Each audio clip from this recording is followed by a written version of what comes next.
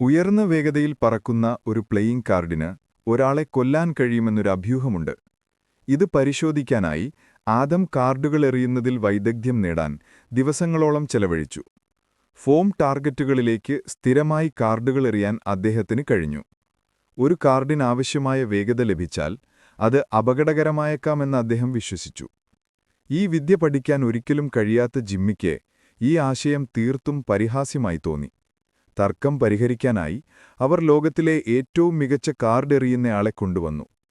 ഇയാൾക്ക് കാർഡുകൾ ദൂരത്തേക്കും നേർരേഖയിലും എറിയാൻ കഴിയും. റിപ്പോർട്ട് അനുസരിച്ച് 250 അടി വരെ ദൂരത്തിലെറിയാൻ സാധിക്കും. കാർഡുകൾക്കൊരു പത്രം എളുപ്പത്തിൽ കീറാനും ലക്ഷ്യങ്ങളിൽ കൃത്യമായി തുളച്ചുകയറാനും കഴിയുമായിരുന്നു. ഹൈസ്പീഡ് ക്യാമറകൾ അദ്ദേഹത്തിന്റെ ഏറ് 120 MPH വേഗതയിൽ അളന്നു. കാർഡ് കൊണ്ട് ആരെങ്കിലും കൊല്ലപ്പെട്ടിട്ടുണ്ടോ എന്ന് ജിമ്മി ചോദിച്ചപ്പോൾ ചാമ്പ്യൻ ചോദ്യത്തിൽ നിന്നൊഴിഞ്ഞുമാറി. അടുത്തതായി അവരൊരു മോട്ടോറും റബ്ബർ വീലുകളും ഉപയോഗിച്ച് ഒരു ലളിതമായ ലോഞ്ചർ നിർമ്മിച്ചു. അത് പരുക്കനായിരുന്നെങ്കിലും ശക്തിയുള്ളതായിരുന്നു.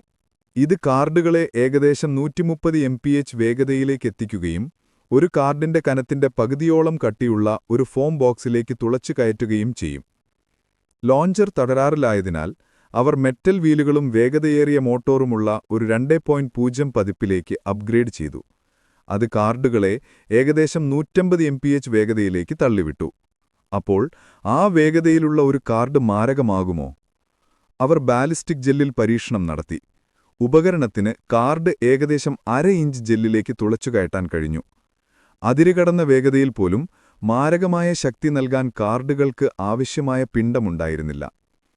ചുരുക്കത്തിൽ, ഒരു പ്ലേയിംഗ് കാർഡിനെ വളരെ വേഗത്തിൽ പറത്താൻ കഴിയുമെങ്കിലും അതിന് മൃദുവായ വസ്തുക്കൾ അല്പം മുറിക്കാനോ തുളച്ചുകയറാനോ കഴിയുമെങ്കിലും മാരകമാകാനുള്ള പിണ്ഡവും തടയാനുള്ള ശക്തിയും അതിനില്ല.